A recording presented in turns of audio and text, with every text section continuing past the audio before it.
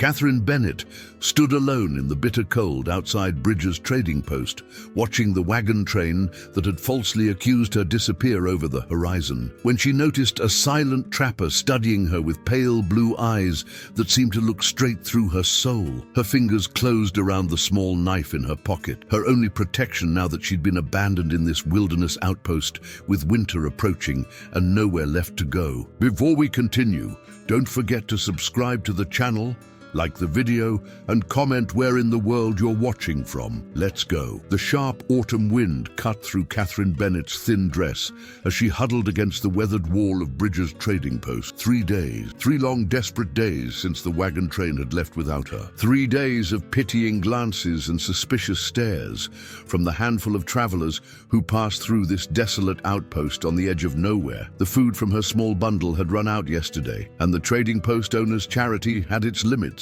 "Can't keep feeding strays, miss," he'd told her that morning, his eyes not unkind but practical. "Winter's coming. Supplies are precious out here." Katherine pressed her palm against her stomach, willing away the gnawing emptiness. How quickly life could change. Just weeks ago, she'd been traveling west with the Donovan party, seeking a new life in Oregon territory. After losing her parents to fever back in Illinois, she wasn't family, just a hired companion to elderly Mrs. Donovan, who needed help with her grandchildren on the journey. Then came the accusation: missing jewelry from the wagon master's wife, a search of Katherine's few possessions, the tearful confession from young Emma Donovan, who'd taken the brooch to play with. But by then, the damage was done. The wagon master, a man with wandering hands that Katherine had rebuffed one too many times, had seen his opportunity. Better to leave the troublemaker behind at the next trading post than risk further problems on the trail. "I'll send word ahead,"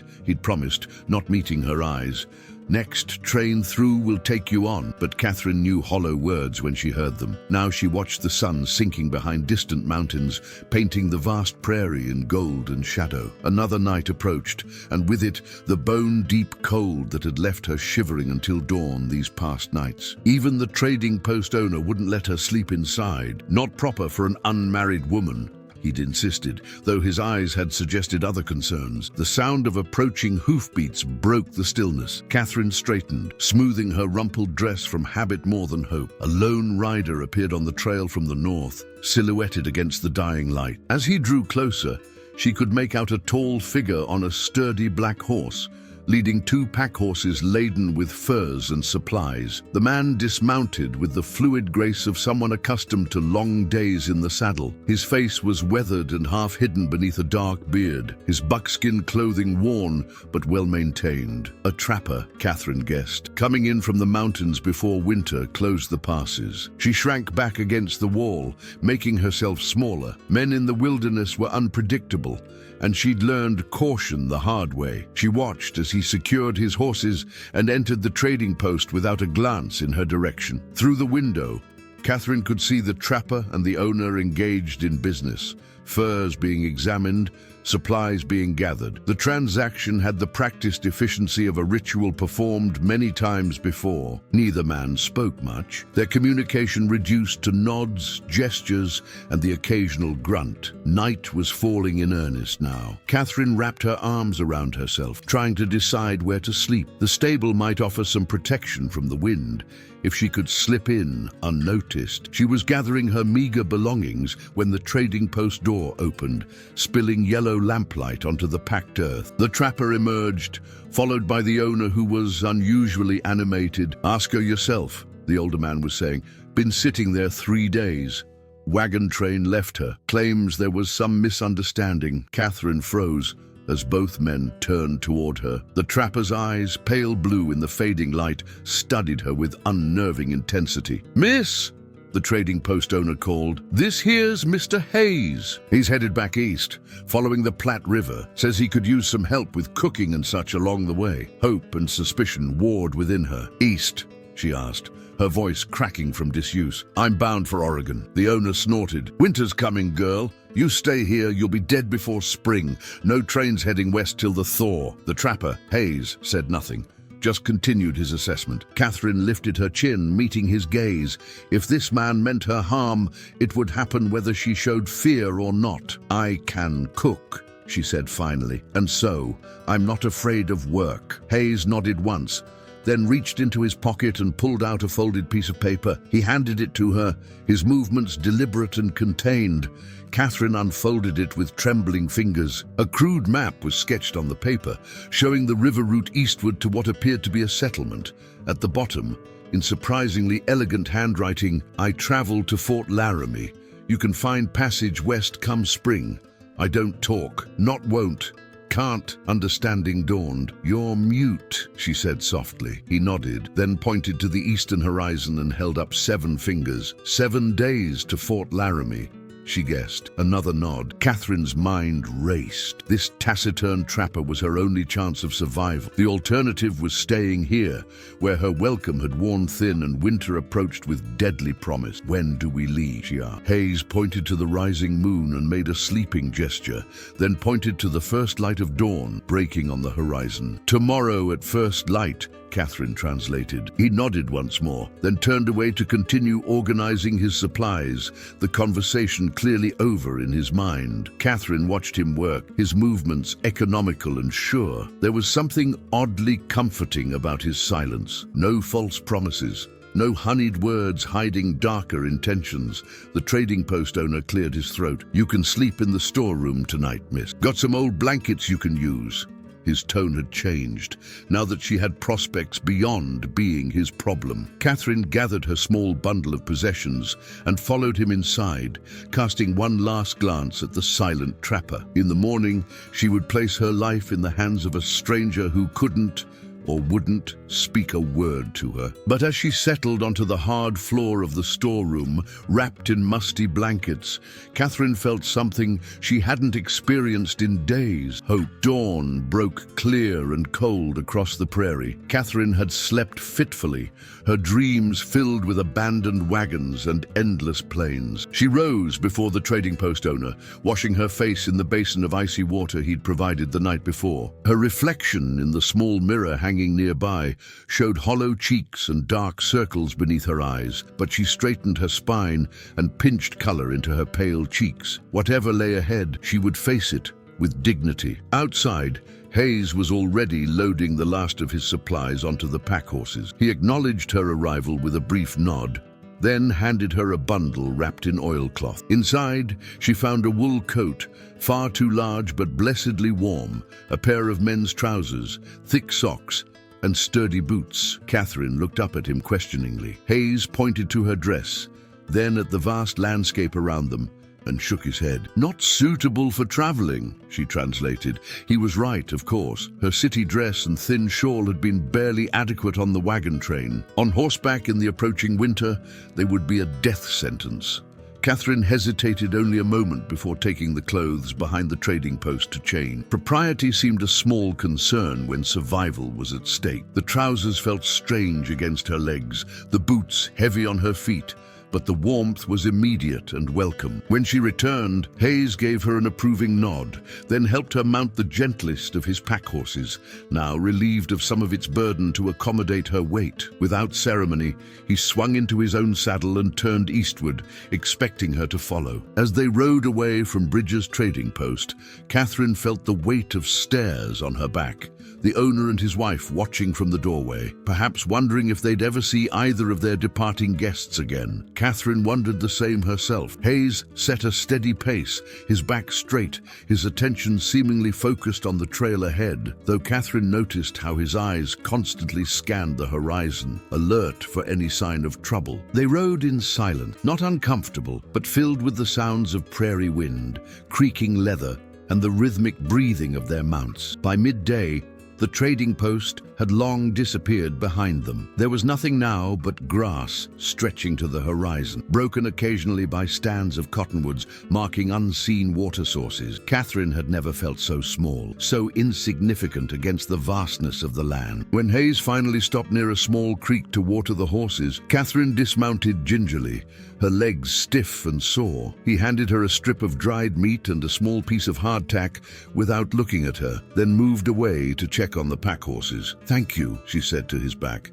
"for the food, For everything, he paused, turned slightly, and nodded once before continuing his task. Katherine chewed the tough jerky slowly, savoring the salt and sustenance.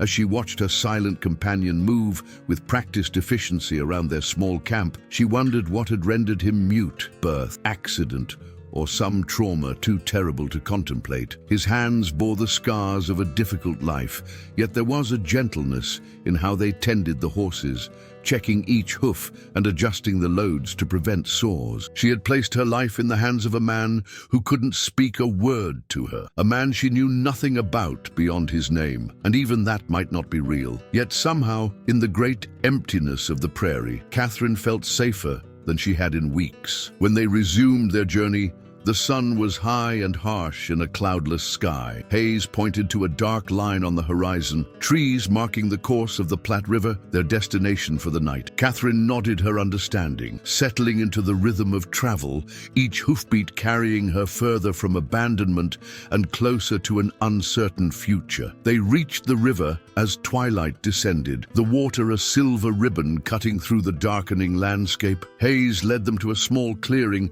nestled in a grove of cottonwoods, sheltered from the wind that had picked up as day faded to dusk. Katherine dismounted without assistance, determined to prove herself useful despite the bone-deep ache in her muscles. As Haze tended to the horses, she gathered fallen branches for a fire, watching from the corner of her eye as he nodded approvingly at her initiative. There was something oddly comforting about his silence. No empty conversation, no need to maintain polite pretenses, just the honest work of survival. When the horses were unsaddled and secured, Haze knelt to build the fire, his hands moving with practiced precision. Katherine noticed how he positioned the camp, backs to the cottonwoods, fire between them and the open prairie, bedrolls arranged so the horses would be within sight but not so close as to disturb their sleep. Everything bespoke experience and caution. The flames caught quickly, casting dancing shadows across Haze's weathered face. In the firelight,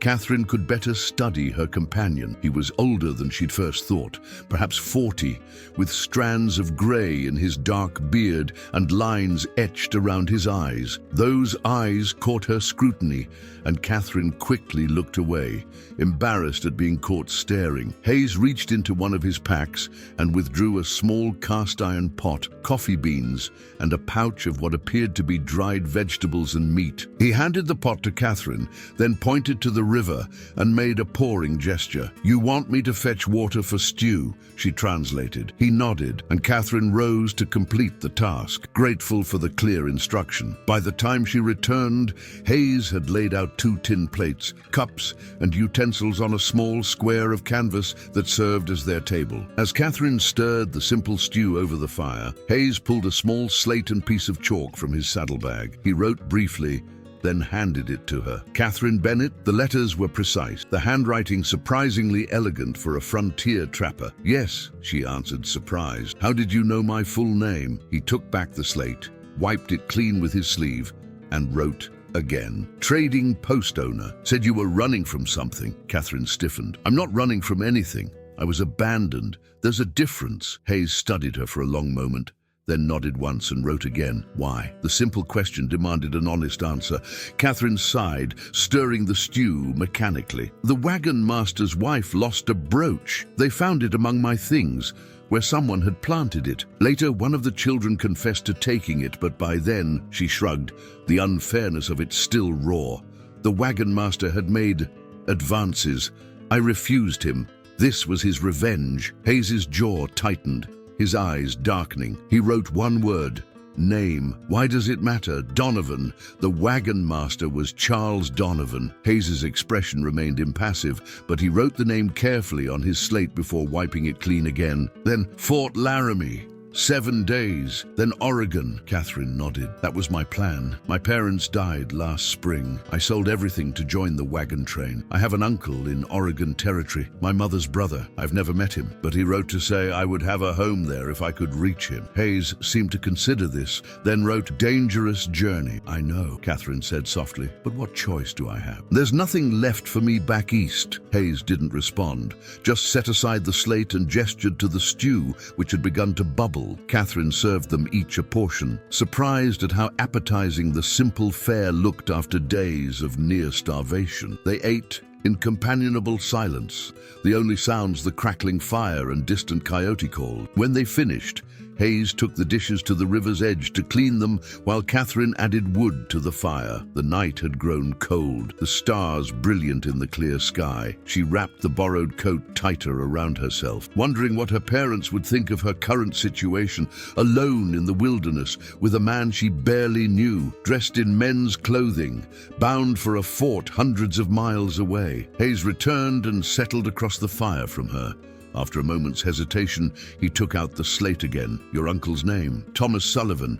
He has a homestead near Oregon City." Hayes nodded, seeming to commit the name to memory. Then, "Sleep early, start tomorrow." Katherine moved to her bedroll, which Hayes had positioned a respectable distance from his own, yet close enough to the fire to benefit from its warmth. As she settled beneath the wool blankets, she watched Hayes check the horses one last time before taking his place on the opposite side of the fire. He sat with his back against a saddle, rifle across his lap, clearly intending to keep watch. "Aren't you going to sleep?" she asked. He wrote on the slate, holding it toward the firelight so she could read, "Later. You sleep." Katherine wanted to protest that he needed rest too, but exhaustion overwhelmed her. The last thing she saw before closing her eyes was Hayes's silhouette against the firelight, steady and vigilant. She woke once in the night, disoriented and cold despite the blankets. The fire had burned low, and a sharp wind whistled through the cottonwoods. Hayes was still awake,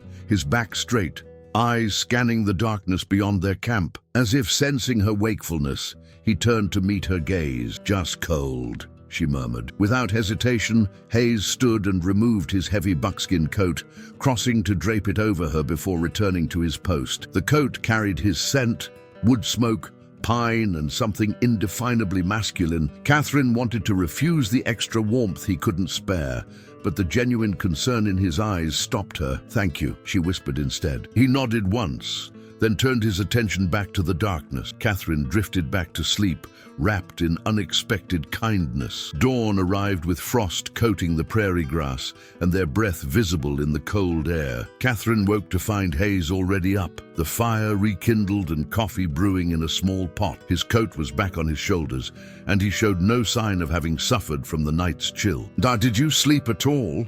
she asked, folding her blanket. Hayes shrugged noncommittally, handing her a steaming cup of coffee. The warmth seeped into her cold fingers as she sipped the strong brew. When she'd finished, Hayes handed her a piece of jerky and a hard biscuit. Simple fare, but Katherine accepted it gratefully. They broke camp efficiently, Katherine following Hayes's example in packing their few supplies. As she worked, she noticed him writing on the slate again. When he finished, he propped it against a rock where she would see it, then moved away to saddle the horses. "River follows Platte, stays shallow.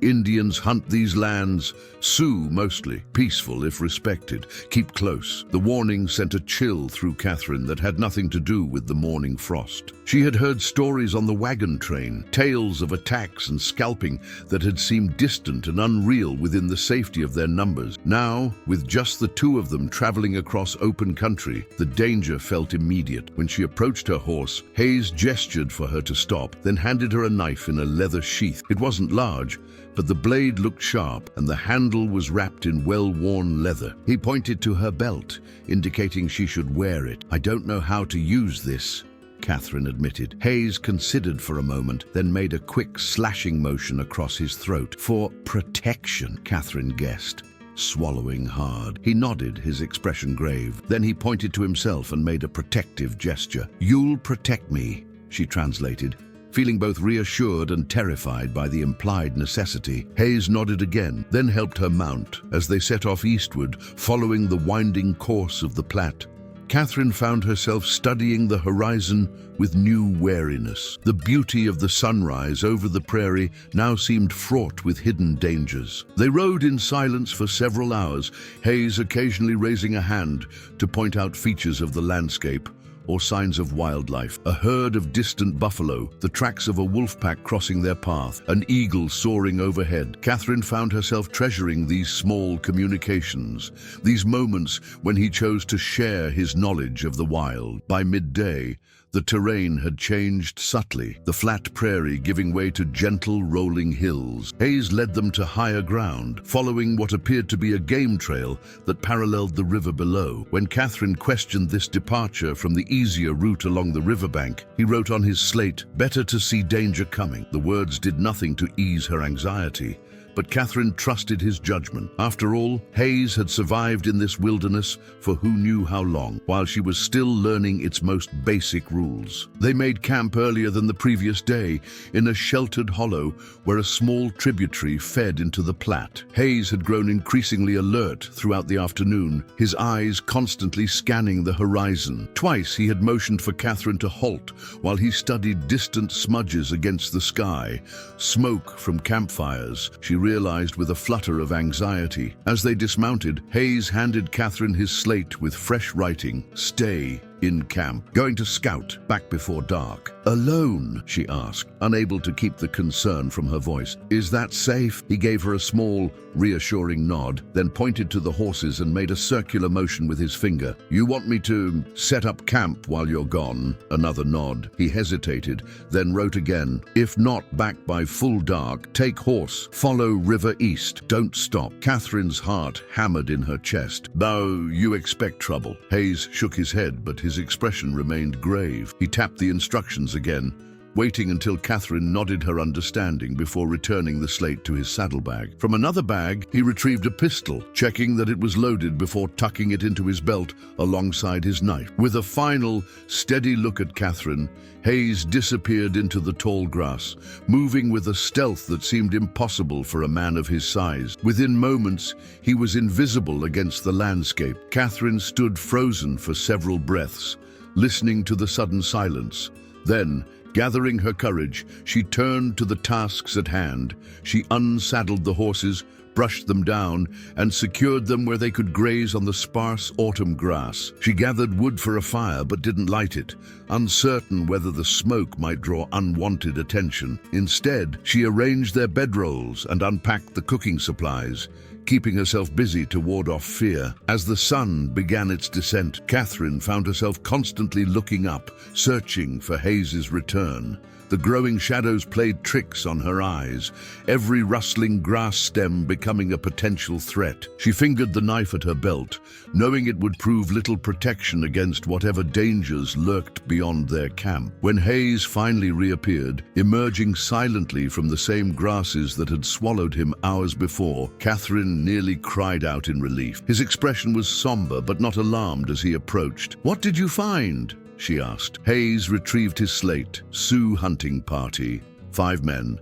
Moving north. Saw our tracks but didn't follow. Will they come back? Not likely. Heading toward buffalo herd. Still no fire tonight." Katherine nodded, disappointed at the prospect of another cold meal but understanding the caution. Hayes unpacked some dried fruit and pemmican, a mixture of dried meat, fat and berries that Katherine had learned to appreciate for its sustaining properties, despite its unappealing appearance. As they ate their sparse dinner, Hayes occasionally glanced toward the northern horizon. Katherine followed his gaze but saw nothing in the gathering darkness. "Have you had trouble with the Sioux before?" she asked, desperate to understand their situation better. Hayes considered her question, then wrote, "Some good, some bad. Like all men, then why are we hiding?" "Not hiding, respecting. This is their hunting ground. We are guests." Katherine pondered this perspective, so different from the fearful warnings she'd heard from other settlers. "Have you lived among them?" Hayes shook his head, then wrote, "Traded, learned. 15 winters in these lands." The simple statement spoke volumes about the man beside her. 15 years in this wilderness, surviving through skill and respect rather than conflict. Katherine found herself wondering again what had brought him to this life. What had silenced his voice but not broken his spirit? "May I ask," she began hesitantly, "what happened to your voice?" Hayes stiffened almost imperceptibly. For a moment, Katherine thought he would ignore the question. Then slowly he wrote on the slate, "Arrow, long ago. Cut through here, he gestured to his throat, where Katherine now noticed a thin, pale scar partially hidden by his beard. "I'm sorry," she whispered. He shrugged, wiping the slate clean with finality. They settled into their bedrolls as night descended fully, the stars emerging like scattered diamonds across the vast sky. Without a fire, the cold penetrated Katherine's blankets quickly. She curled into herself, trying to conserve warmth, watching her breath form small clouds in the darkness. After several minutes of listening to her teeth chatter, Hayes rose silently and moved his bedroll beside hers, leaving a respectable foot of space between them. He gestured for her to turn her back to him, then positioned himself so that his body blocked the wind. The difference was immediate, a wall of warmth shielding her from the night's chill. "Thank you," Katherine murmured, gratitude overwhelming any sense of impropriety. Hayes's only response was a gentle pat on her shoulder before he settled into watchful stillness. Despite the day's anxieties, Katherine fell asleep quickly, lulled by exhaustion and the steady rhythm of Hayes's breathing behind her. She dreamed of home, not the small Illinois town she'd left behind,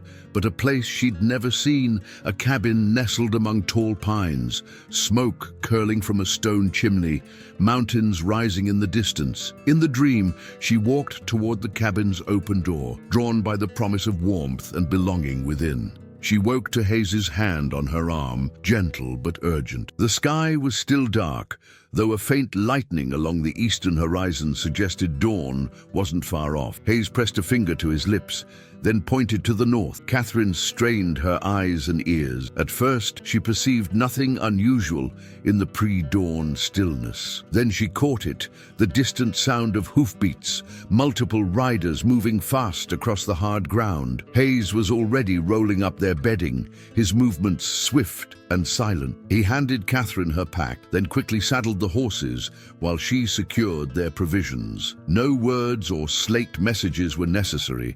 The urgency of their situation was clear. Within minutes, they were mounted and moving, Hayes leading them away from the river and into a shallow ravine that cut through the rolling hill. Katherine followed closely, trusting his knowledge of the terrain. The ravine twisted eastward, providing cover as they traveled parallel to their original route. The sun was just cresting the horizon when Hayes finally slowed their pace, apparently satisfied they had put enough distance between themselves and whoever had been approaching their camp. He led them to higher ground where they could see the land spread out behind them. In the clear morning light, Katherine could make out a group of riders in the distance, following the course of the river where their original trail would be visible. She counted 5 men, all mounted on small, sturdy horses. Even from this distance, their intent focus on the ground was evident. "They're tracking us," she whispered. Hayes nodded grimly. He took out his slate. "Not Sioux, different, bad. Who are they? Deserters, maybe? Army men gone rogue.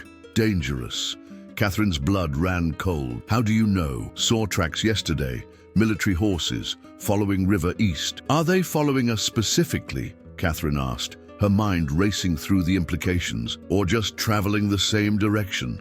Hayes studied the distant riders for a long moment, then wrote, "Following now. Saw our camp, maybe." "No, what do we do?" "Keep moving. Stay off main trails. Reach Fort Laramie faster." Katherine nodded, attempting to project a confidence she didn't feel. "How much faster can we travel?" Hayes calculated briefly on his slate. 5 days now. Hard riding. 5 days of hard travel through unknown territory, with dangerous men potentially on their trail. Katherine swallowed her fear and straightened in the saddle. "I can manage." Hayes gave her an appraising look, then a nod of approval. He pointed eastward, toward a line of low bluffs in the distance, and they set off at a brisk pace.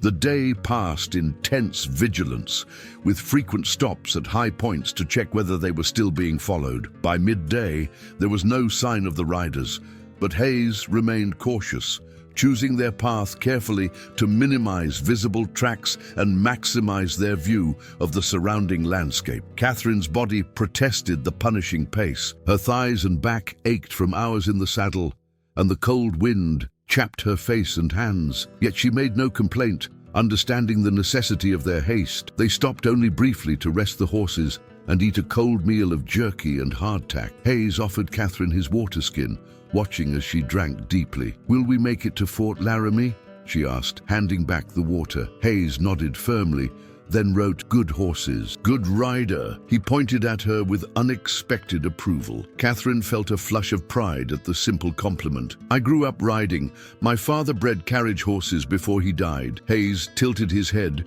interested, and Katherine found herself sharing more. "He taught me everything about horses, how to judge their quality, how to train them properly. We lost the breeding farm when the railroad came through. Cheaper to ship goods by train than by horse-drawn wagon. The memory still carried its sting. That's when we moved to town. Father took work as a blacksmith, but his heart wasn't in it. He and Mother both caught the fever last spring." Hayes listened attentively, his eyes softening with understanding. When she finished, he wrote simply, "Sorry for your loss." "Thank you," Katherine replied. "But what about your family?" Hayes hesitated, then wrote slowly, "Gone. Long time now." Something in his expression discouraged further questions, and Katherine respected his privacy. They remounted and continued their journey, the shared confidence of their brief rest, creating a new ease between them, despite the circumstance. By late afternoon, dark clouds had gathered on the western horizon, bringing an early dusk and the promise of rain. Hayes led them toward a cluster of rock formations that rose from the prairie like ancient sentinels. As they drew closer, Katherine could see that the largest formation concealed a shallow cave, not deep enough to be called a proper cavern, but sufficient to provide shelter from the coming storm. Hayes dismounted and led his horse inside, gesturing for Katherine to follow. The space was cramped but dry, with a sandy floor and walls that still held the day's warmth. Outside, the wind picked up, carrying the first fat droplets of rain. "How did you know this was here?" Katherine asked as she helped unload the essentials from the pack horses. Hayes wrote on his slate, "Trapped this area 3 winters. Good shelter. Will we be safe here?" She couldn't keep the worry from her voice as she glanced toward the cave entrance. "Safe enough. Hard to track in rain." Katherine nodded, taking comfort in his confidence. Hayes arranged their packs to create a makeshift windbreak near the entrance, then began gathering what little dry kindling he could find scattered around the cave floor. "Can we risk a fire?" Katherine asked, remembering his caution from the previous night. Hayes nodded, pointing to the low ceiling where a narrow fissure ran toward the back of the cave. "Smoke escapes. Small fire only." The storm broke in earnest as Hayes coaxed a small flame to life. Rain pounded the earth outside, transforming the prairie into a sea of mud within minutes. Thunder rolled across the sky, and lightning illuminated the landscape in brief, brilliant flashes. Katherine found herself grateful for the solid rock walls surrounding them, however cramped the space might be. With practiced efficiency, Hayes hung a small pot over the fire and began preparing a more substantial meal than they'd had since leaving the trading post. A stew of dried meat, parched corn, and wild onions he'd gathered during their journey. The savory aroma filled the small cave, making Katherine's stomach growl in anticipation. As they ate, sitting cross-legged on opposite sides of the fire, Katherine studied her companion in the flickering light. The flames cast shadows across his features, highlighting the strong line of his jaw beneath his beard and the crow's feet at the corners of his eyes. There was a stillness to him, a self-containment that she found increasingly compelling. "How long have you been a trapper?" she asked, breaking the comfortable silence. Hayes considered, then wrote, 15 winters. "Before that, Army Scout. Is that where you learned to track and survive out here?" He nodded, then added, "Learned most from Shoshone friend, Old Medicine Bear." "And that's when you were injured?" Katherine asked gently, gesturing to her own throat. Hayes shook his head. He hesitated, then wrote slowly, "Later, crow raiding party, bad time." "I'm sorry," Katherine said, sensing there was more to the story than he was sharing. "It must be difficult, not being able to speak." Hayes shrugged, his expression philosophical. Then he wrote, "Words often cause trouble. Silence is peaceful." The simple observation struck Katherine deeply. How often had words been weaponized in her own life? The accusations at the wagon train, the whispered judgments of neighbors after her parents died, the hollow promises of the wagon master to send help for her. Perhaps there was wisdom in Hayes's enforced silence. "Still, you must miss it sometimes. Singing, Laughing, a shadow passed over Hayes's face. He stared into the fire for a long moment before writing, "Miss my daughter's name, most Elizabeth." The unexpected revelation hung in the air between them. Katherine waited, not wanting to press, but hoping he would continue. After what seemed like an eternity, Hayes wrote again, his hand moving slowly across the slate. "Wife and daughter. Fever took them 10 winters ago." "Oh, Hayes," Katherine whispered, her heart aching for him. "I'm so sorry." He nodded once in acknowledgement,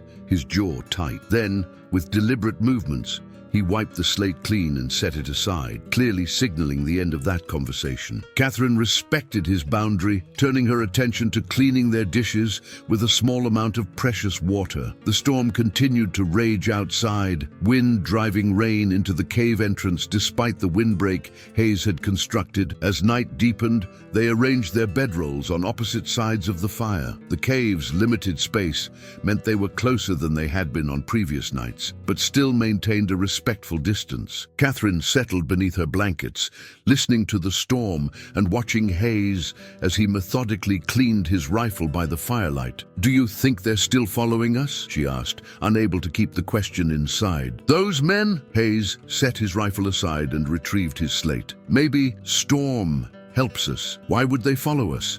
We have nothing worth stealing." He gave her a pointed look that made her cheeks warm with understanding. A woman alone on the frontier was always at risk, particularly from men who had abandoned civilization's constraints. "Sleep," Hayes wrote. "I'll keep watch." "You need rest too," Katherine protested. "You can't keep going night after night without sleep." Hayes' mouth quirked in what might have been the ghost of a smile. Used to it. Sleep light, always ready. Katherine wanted to argue further, but found herself yawning instead. The day's hard riding, the warm food, and the rhythm of rain against stone had conspired to make her eyelids heavy. "Wake me for second watch," she murmured, knowing even as she spoke that he wouldn't. Hayes nodded anyway, the firelight catching in his eyes as he watched her drift towards sleep. Katherine dreamed of horses running across an endless plain, their hooves striking thunder from the earth. She ran with them, her feet barely touching the ground, wind streaming through her hair. Behind her, something pursued, shadows without form, threat without name. Ahead, a lone figure stood waiting, arms outstretched. Hayes, safety. She woke with a start, momentarily disoriented by the unfamiliar surroundings. The fire had burned low, casting the cave in amber shadows. Outside, the storm had passed, leaving behind a profound silence broken only by the occasional drip of water. Hayes sat with his back against the cave wall, eyes closed, chest rising and falling in the rhythm of sleep. Despite his assurances, exhaustion had finally claimed him. His rifle remained across his lap, one hand resting on the barrel, ready even in rest. Katherine lay still, unwilling to disturb him. In sleep, his face appeared younger, the lines of vigilance smoothed away. She wondered what he had been like before tragedy and violence had shaped him into the solitary figure who now guided her across the wilderness. A sound outside the cave, the snort of a horse and the quiet clink of metal, shattered the peaceful moment. Hayes's eyes snapped open instantly, alert and focused. He held up a hand for silence, then moved to the cave entrance in a low crouch, peering carefully around the edge of the windbreak. Katherine sat up, slowly, heart pounding. Hayes turned back to her, his expression grim, and gestured for her to remain absolutely still. He retrieved his slate and wrote with quick, urgent strokes, 3 riders. Our horses heard theirs. The men who were tracking us, Katherine whispered, barely audible. Hayes nodded, then added, "Stay here," silent. Before Katherine could protest, he had slipped out of the cave, moving like a shadow in the pre-dawn darkness. She pressed herself against the cave wall, clutching her knife with trembling hands. The minutes stretched endlessly as she strained to hear any sound of confrontation. When Hayes finally returned, his expression was dark. He wiped condensation from his slate and wrote, "Deserters, army uniforms, hunting something or someone." "Us?" Katherine asked. Hayes shook his head. "Not sure," mentioned Indian girl and reward. "So they're not following us specifically." "Maybe not, but dangerous still. Moving our way." Katherine exhaled slowly. What do we do? Leave now. Different route. Stay ahead. They packed swiftly, extinguishing all evidence of their fire and erasing as many signs of their presence as possible. The eastern sky had just begun to lighten as Hayes led their horses from the cave, choosing a path that wound between rock formations where they would leave minimal tracks on the stone surface. Katherine followed, every sense heightened by fear and vigilance. The cold morning air bit through her clothing, but she barely noticed, too focused on moving silently and watching for any sign of pursuit. Only when they had put several miles between themselves and the cave did Hayes finally slow their pace. He led them to a vantage point where they could look back across the rain-washed prairie. In the distance, 3 riders moved along the river, following its course eastward. They're still headed the same way we are, Katherine observed. Hayes nodded grimly, then wrote, to Fort Laramie, maybe. Need to stay north of them. This new route would take them through rougher country, away from the relative ease of the river trail. Katherine squared her shoulders and nodded her acceptance. The alternative, being caught by those men, was unthinkable. As they rode through the morning, Katherine found herself studying the back of Hayes's head, his broad shoulders, the sure way he handled his horse. 3 days ago, he had been a stranger. Now, he was her protector, her guide, perhaps her only friend in this vast wilderness. The realization was both comforting and unsettling. Their new route took them through increasingly rugged terrain, rolling hills giving way to steep ravines and rocky outcroppings. The going was slower here, the horses picking their way carefully over unstable ground. By midday, they had climbed high enough to see the winding ribbon of the Platte far to the south, and with it, the 3 riders continuing their eastward journey. At least we know where they are, Katherine said, squinting against the bright sunlight. Hayes nodded, studying the distant figures through a small brass spyglass he'd retrieved from his pack. His brow furrowed as he tracked their movement. Then he passed the glass to Katherine. She adjusted the focus, surprised at the clarity with which he could now see the riders. They were indeed wearing fragments of military uniforms, faded blue trousers, cavalry boots, one with a Union kepi cap pulled low over his face. Their horses bore the distinctive U.S. brand on their flanks, but it was their manner that most disturbed Katherine, the way they rode with rifles across their saddles, constantly scanning the horizon, the tense alertness of predators on the hunt. Who do you think they're looking for? She asked, lowering the spyglass. You mentioned an Indian girl. Hayes retrieved his slate. Don't know. Heard them say half-breed girl and reward.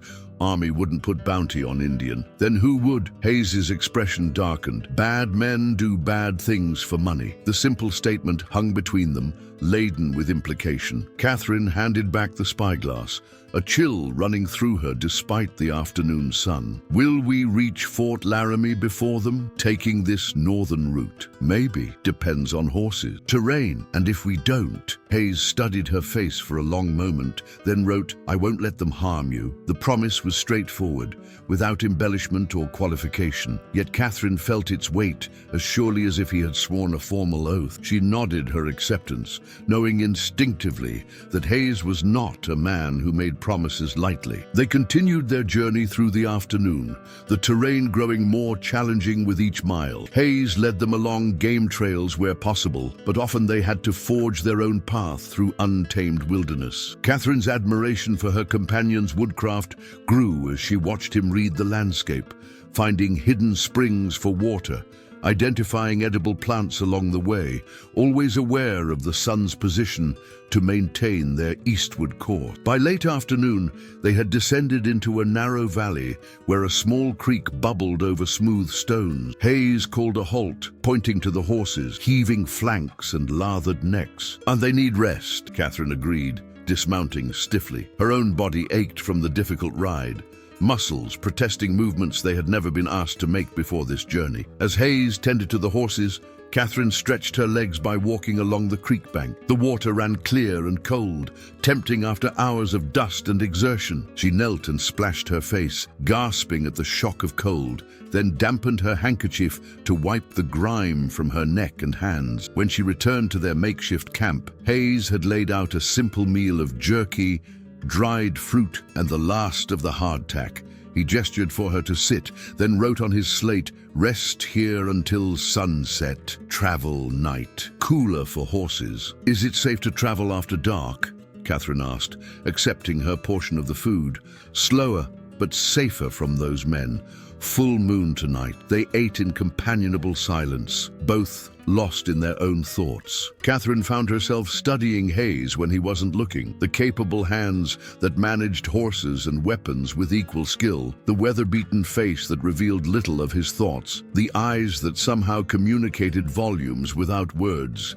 There was a dignity to his silence that commanded respect. After they had eaten, Hayes checked and adjusted the horses' tack while Katherine refilled their waterskins from the creek. The air had cooled considerably as evening approached, bringing welcome relief from the day's heat. Hayes was securing the last of their supplies when he suddenly froze, head tilted slightly as if listening. Katherine stilled immediately, watching his face. His expression hadn't changed, but there was a new tension in his body, a focus that hadn't been there moments before. Slowly, he set down the pack he'd been holding and moved to Katherine's side. He touched her arm lightly, then pointed upstream toward a bend in the creek where a thicket of willows obscured the view. Katherine strained her ears, but heard nothing beyond the gurgling water and occasional bird calls. Then, a snap of a twig, so faint she might have imagined it. Hayes's hand moved to his pistol, his other hand urging her behind him. For several heartbeats,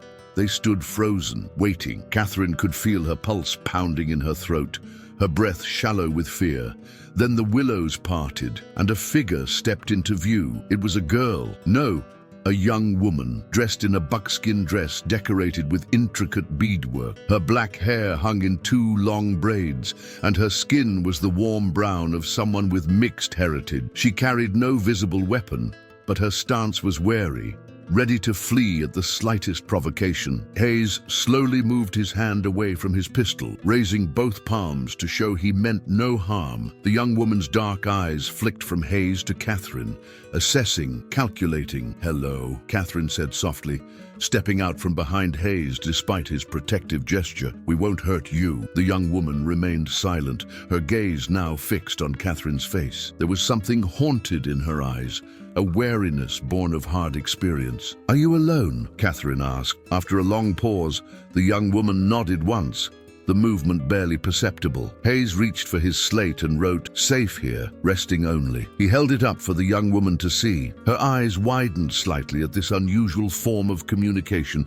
but she gave no other reaction. "Would you like some food?" Katherine offered, gesturing to their meager supplies. "We don't have much, but we can share." The young woman hesitated, clearly torn between hunger and distrust. Finally, hunger won out. She moved forward cautiously, keeping a safe distance between herself and Hayes. Katherine unwrapped a piece of jerky and held it out. The young woman approached slowly, like a wild animal expecting a trap, then quickly snatched the food and retreated several steps before beginning to eat. Hayes watched this exchange with unreadable eyes, then wrote on his slate, "Running from someone." The young woman stiffened, her hand freezing halfway to her mouth. She said nothing, but her expression confirmed Hayes's suspicion. "Is it the men following the river?" Katherine asked gently. "3 men in army uniforms." The fear that flashed across the young woman's face was answer enough. She glanced over her shoulder, as if expecting the men to materialize at any moment. Hayes wrote again. "Your name?" The young woman studied him for a long moment, then spoke in a voice rough from disuse. "Sarah." Her accent carried hints of both native language and formal education, an unusual combination. "I'm Katherine," Katherine offered, "and this is Hayes. He can't speak, but he can hear you." Sarah nodded, her eyes still wary but her posture relaxing slightly. "You are going east, to Fort Laramie," Katherine confirmed, "and then I'll continue to Oregon Territory in the spring." Sarah's face tightened at the mention of Fort Laramie. "I cannot go there," Hayes wrote. "Why?" Sarah's gaze dropped to the ground. "They will find me." "Who will find you?" Katherine asked, though she suspected she already knew the answer. "My father's men." Sarah's voice hardened. "He has offered money for my return." "Your father wants you back," Katherine said. "Isn't that a good thing?"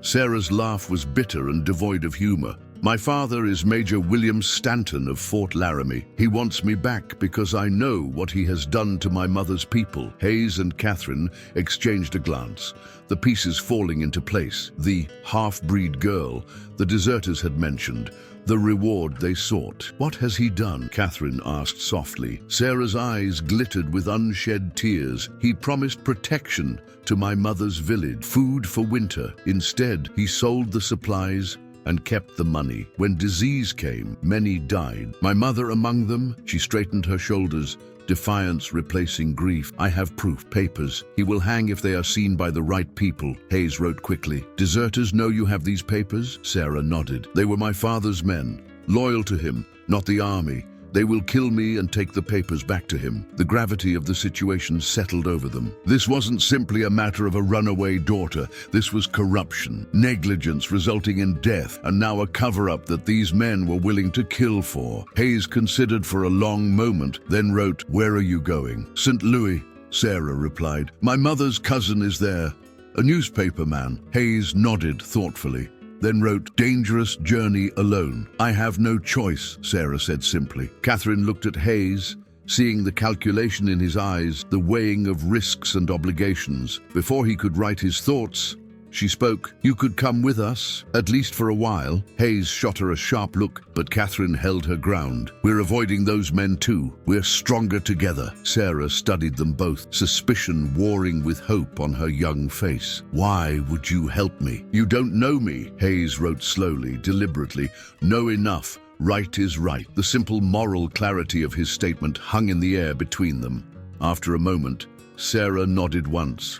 "Decision made. Until our paths must part." Hayes nodded in agreement, then began writing out a new plan, their route now complicated by the need to avoid Fort Laramie entirely. Katherine watched him work, wondering at how quickly their journey had transformed from a simple passage to something far more dangerous and meaningful. They traveled through the night as planned, the full moon casting the landscape in silver and shadow. Sarah rode double with Katherine, her slight frame adding little burden to the sturdy pack horse. The young woman remained mostly silent, answering direct questions, but volunteering nothing. Katherine could feel the tension in Sarah's body where she sat behind her, the hypervigilance of someone accustomed to constant threat. Hayes led them along ridgelines where possible, keeping to higher ground where they could spot any pursuit. The terrain was treacherous in the moonlight, forcing them to move slowly, but the night passed without incident. By dawn,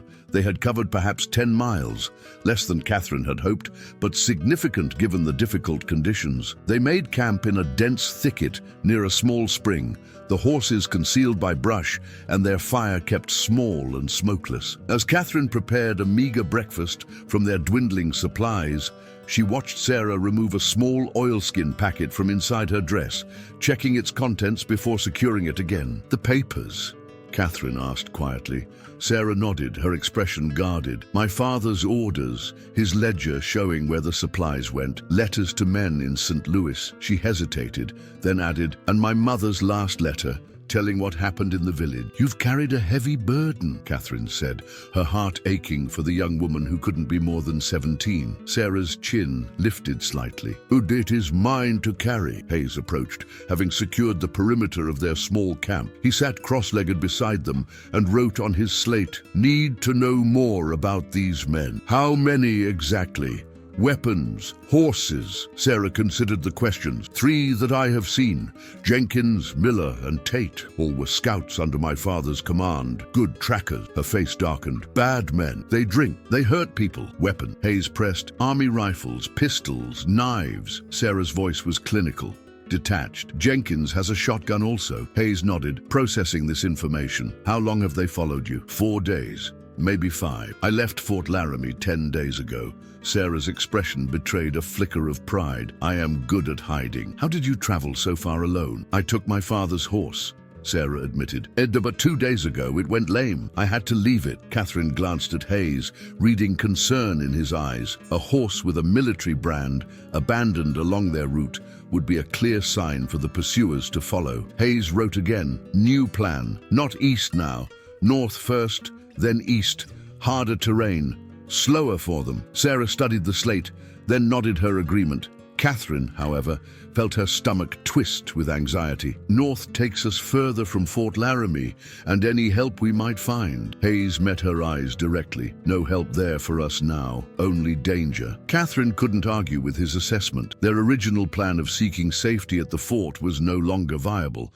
Not with Sarah's revelation. She nodded her acceptance, then focused on the practical. Our supplies won't last much longer.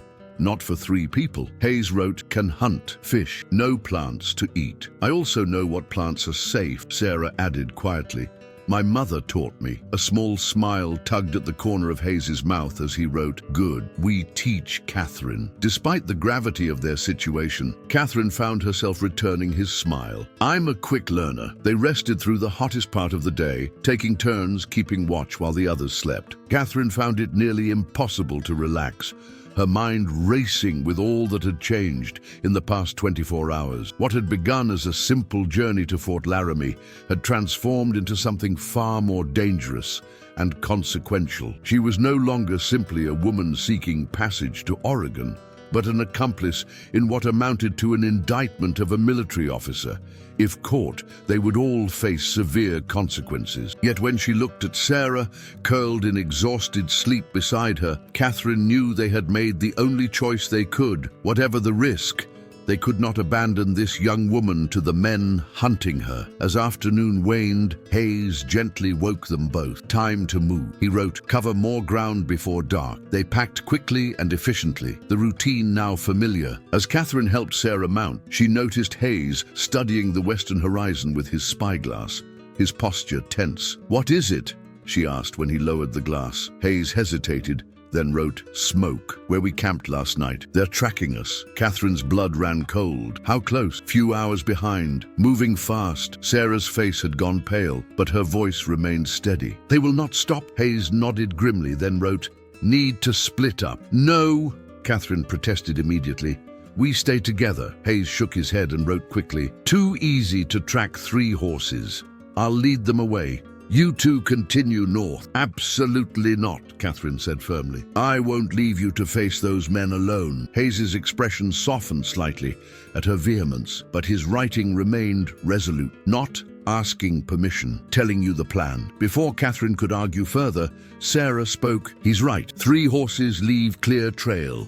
1 man can move faster, hide better. She met Katherine's eyes directly. This is how my people survive. Sometimes the strong one leads danger away from the others. Katherine looked between them, frustration building in her chest. There has to be another way. Hayes considered for a moment, then wrote, meet at Devil's Gate. 3 days. Ride northeast. Know it. Sarah nodded. I have seen it. The river cuts through the rock. If I'm not there in 3 days, continue to Powder River. Follow it east. And if you are hurt or captured, Katherine demanded, her voice rising despite her efforts to stay calm. Hayes met her gaze steadily, then wrote, then you two survive. Get those papers to St. Louis. The finality of his words struck Katherine like a physical blow. She wanted to protest further, to insist they remain together, but she recognized the logic of his plan. 3 riders left a clearer trail than 1, and Hayes alone stood the best chance of evading or confronting their pursuers. Promise me you'll be careful, she said finally, hating how inadequate the words felt. A ghost of a smile crossed Hayes's face as he wrote, always am. He turned to Sarah, writing, take care of her. She's stronger than she knows. Sarah nodded solemnly. I will. You have my word. Hayes began redistributing their supplies, giving the women the majority of the food and ammunition. He kept only what he would need for a few days, enough to lead the deserters on a convincing chase without weighing him down. As he worked, Katherine found herself memorizing the details of him, the precise movements of his hands, the way sunlight caught in his beard, the quiet dignity that surrounded him like an aura. The thought that she might never see him again after today was suddenly, unexpectedly painful. When everything was ready, Hayes took a moment to write one last message. Head straight north until nightfall, then northeast to Devil's Gate. 3 days. I'll be there. Katherine nodded, not trusting herself to speak. Sarah had already mounted, deliberately giving them a moment of privacy. Hayes stepped closer to Katherine, his slate and chalk set aside. He looked down at her, his pale eyes intense with unspoken emotion. Slowly, with the deliberate care that characterized all his movements, He reached out and touched her cheek with calloused fingers. Katherine leaned into his touch, her own hand rising to cover his. 3 days, she whispered. We'll be waiting. Hayes nodded once, then stepped back, the moment broken but not forgotten. He helped Katherine mount, his hand steady on her waist, then handed her the reins to the pack horse. Without further ceremony, he swung onto his own horse and turned westward, back toward the trail they had made. He paused once to look back at them, raised his hand in farewell, then urged his horse into a gallop. Katherine watched until he disappeared over a ridge, fighting the irrational urge to call him back. Beside her, Sarah waited patiently. "Gee, he is a good man," the young woman observed quietly. "Yes," Katherine agreed, her throat tight with emotion she couldn't fully name. "The best I've known." Sarah nodded, as if confirming something to herself. "Then we will honor his sacrifice by surviving. Come, we must move quickly while the sun is still high." Katherine tore her gaze from the empty horizon and turned her horse northward. "You're right. Let's go." They rode in silence, each lost in her own thought. The terrain grew increasingly rugged as they traveled, rocky outcroppings giving way to steep ravines and narrow passes. By sundown, they had covered significant ground, putting distance between themselves and the trail Hayes had doubled back on. As they made camp in a sheltered hollow, Katherine found herself constantly looking westward, though she knew Hayes was far beyond her sight. Sarah noticed but said nothing, respecting the older woman's worry. After a cold meal, they arranged their bedrolls side by side for warmth. The night was clear and cold, stars scattered like diamond dust across the velvet sky. "Do you think they followed him?" Katherine asked, breaking the lengthy silence. Sarah considered the question. "If they found our original trail, yes. Hayes knows what he is doing. That's what worries me," Katherine admitted. "He'll make sure they follow him, even if it puts him in danger." Sarah was quiet for a moment. "My mother's people have a saying, the wolf who leads hunters from the den does not think of his own safety, only the pack's survival." Katherine turned to look at the young woman beside her. In the starlight, Sarah's profile was proud and delicate, revealing both her native heritage and her European blood. "Your mother sounds like she was very wise." "She was," Sarah said softly. "She married my father, believing his promises of peace between their peoples. When she discovered his true nature, it was too late." "Is that why you took the papers? For justice for your mother?" Sarah nodded. "For her. For all those who died because of his greed." She turned to face Katherine. "Why do you help me? You could have continued safely to Fort Laramie." Katherine considered the question. "Because it's right," she said finally, echoing Hayes's simple moral clarity. And because I know what it's like to be accused falsely, to have no one believe you." Understanding passed between the women, a recognition of shared experience despite their different backgrounds. Sarah reached out and briefly squeezed Katherine's hand. "We will reach Devil's Gate in 3 days.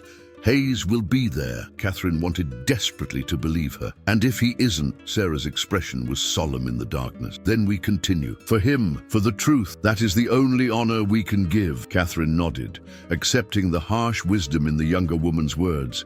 As she drifted toward uneasy sleep, her last conscious thought was a prayer for Hayes's safety, a prayer to a God she wasn't sure she still believed in, but who seemed closer somehow in this vast wilderness than he ever had in the churches of her childhood. The next 2 days passed in a blur of vigilance and exhaustion. Katherine and Sarah pushed themselves and their horses to the limits, covering ground that would have been challenging under the best circumstances. Without Hayes's steady presence and woodland expertise, they were forced to rely on Sarah's knowledge of the land and Katherine's determination. They traveled mostly in silence, conserving energy and remaining alert for any sign of pursuit. Each night, they made cold camp, unwilling to risk a fire that might betray their position. They took turns keeping watch, though Katherine found sleep elusive even during her rest periods, her mind constantly returning to Hayes and the danger he had willingly embraced for their sake. On the morning of the 3rd day,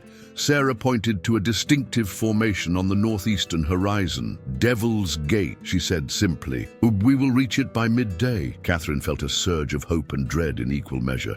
If Hayes had successfully evaded their pursuers, he would be waiting for them at the rendezvous point. If not, she refused to complete the thought. As they drew closer, the landmark revealed itself fully, a massive gap where the Sweetwater River had carved its way through a ridge of granite, creating towering cliffs on either side of a narrow passage. It was both beautiful and imposing, a testament to nature's patient power. "My people call it Spirit's Doorway," Sarah said as they approached. "They say it is a place where the boundary between worlds grows thin." Katherine studied the soaring rock wall, understanding why such beliefs might arise in the presence of such grandeur. Where would Hayes wait for us? Sarah considered the question. There is a small valley beyond the passage, sheltered, water nearby. He would choose a place with visibility and protection. They guided their horses carefully through the rocky terrain, alert for any sign of Hayes or anyone else. The wind whistled eerily through the narrow gap, carrying the rush of water over stone. Katherine found herself holding her breath as they emerged from the passage into the valley beyond. The small meadow spread before them, ringed by protective rock formations and dotted with cottonwoods, a perfect campsite, exactly as Sarah had described, but empty of any human presence. "He's not here," Katherine said, unable to keep the disappointment from her voice. "Not yet," Sarah corrected gently. "The day is only half done." They made camp near a cluster of trees that offered some concealment while maintaining a view of the approaches to the valley. Katherine tended to the horses while Sarah gathered edible plants to supplement their dwindling supplies. The young woman's knowledge continued to impress Katherine. Sarah could identify nutritious roots and greens that Katherine would have passed without a second glance. As afternoon stretched toward evening, Katherine's anxiety grew. She found herself constantly scanning the horizon, starting at every sound, hope rising and falling with each false alarm. "He will come," Sarah said, as they shared a meager dinner of dried meat and the plants she had gathered. "How can you be so certain?" Katherine asked. Sarah's dark eyes were steady. "Because he made a promise to you. And he is a man who keeps his word." Katherine wished she could share the young woman's confidence.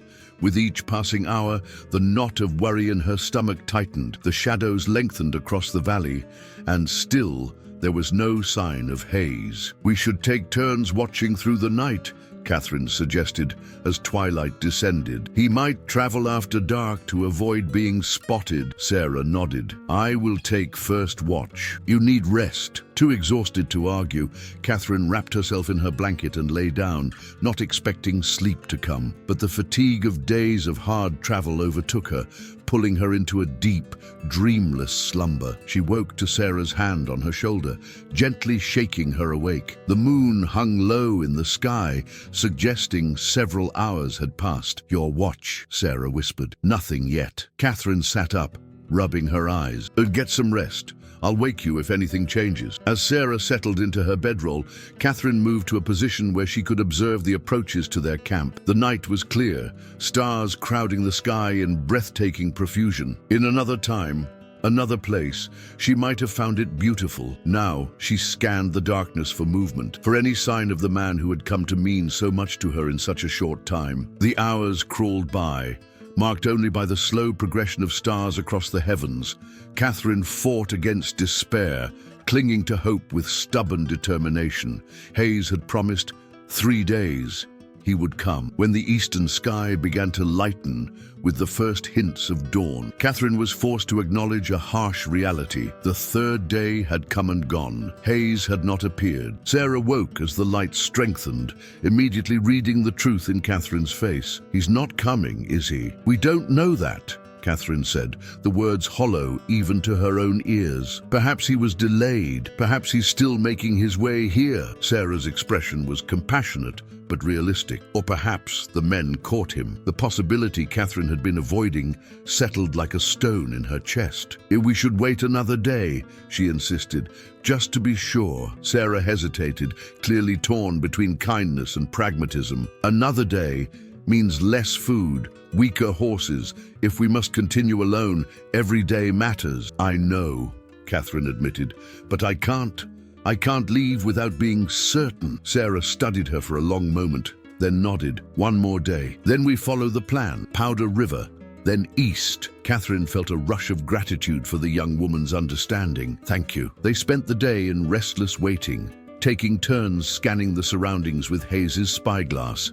which he had left with them. Katherine found herself remembering small moments from their journey, the way Hayes had tended the horses with gentle hands, the quiet efficiency of his movements around camp, the unexpected kindness in his eyes when he thought she wasn't looking. When had he become so important to her? When had his welfare begun to matter as much as her own? Katherine couldn't pinpoint the moment, only that somewhere between the trading post and this valley, Hayes had ceased to be merely a guide and protector and become something far more essential. As the sun began its descent toward the western horizon, Sarah approached Katherine, who stood at the edge of their camp, still watching for any sign of movement. "We should prepare to leave at first light," Sarah said gently. "We've waited as agreed." Katherine nodded, unable to speak past the tightness in her throat.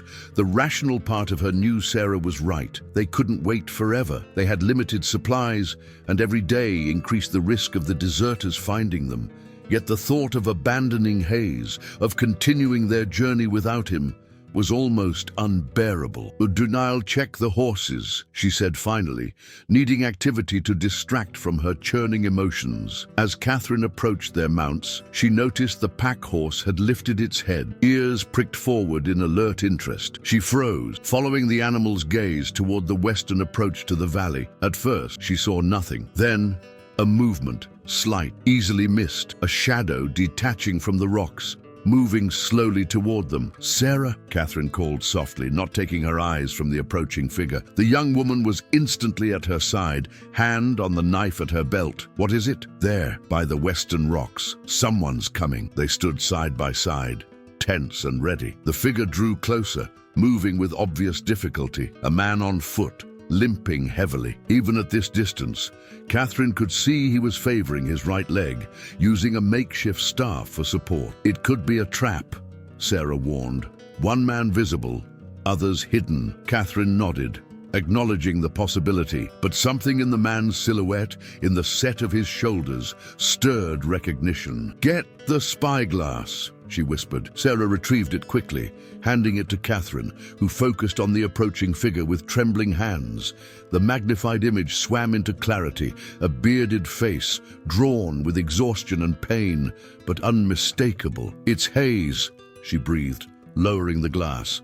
"It's him." Relief and concern warred within her as she handed the spyglass to Sarah. Without waiting for confirmation, Katherine began running toward the limping figure, caution forgotten in the face of overwhelming emotion. As she drew closer, the extent of Hayes's condition became apparent. His clothing was torn and blood-stained, his face gaunt with exhaustion. A crude bandage wrapped his right thigh, dark with dried blood. He had lost his hat, and his hair hung lank around his face. But his eyes lit with recognition and something more as he saw her approaching. "Hayes!" Katherine cried, reaching his side just as his strength seemed to falter. She caught him as he stumbled, bearing as much of his weight as she could. "You're hurt. What happened?" He managed to produce his slate from inside his torn jacket, writing with shaking hands. "Ambush. Shot. Horse killed. Walked last day." "You walked?" Katherine gasped, noticing for the first time that his boots were worn through, his feet likely blistered and bleeding beneath. "All this way?" Hayes nodded wearily, then wrote, "Promised 3 days." The simple statement undid her completely. Katherine felt tears spring to her eyes, overwhelmed by the determination and loyalty this man had shown. Walking for miles on an injured leg, driven by nothing more than a promise made. Sarah appeared beside them, quickly assessing Hayes's condition with practiced eyes.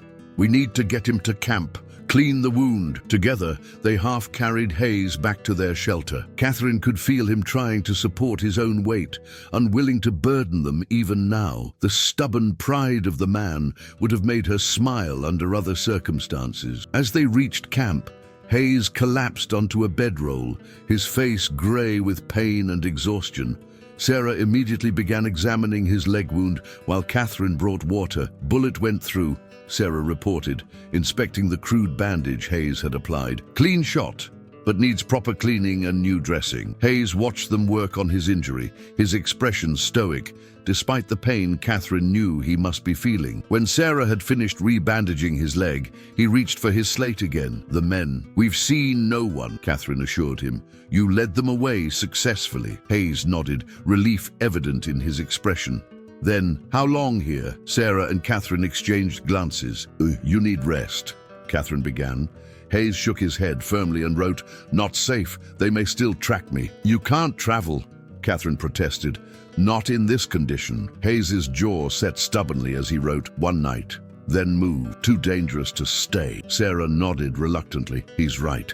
If they followed his trail at all, they could find this place." Katherine wanted to argue further, but recognized the logic of their concern. "Fine.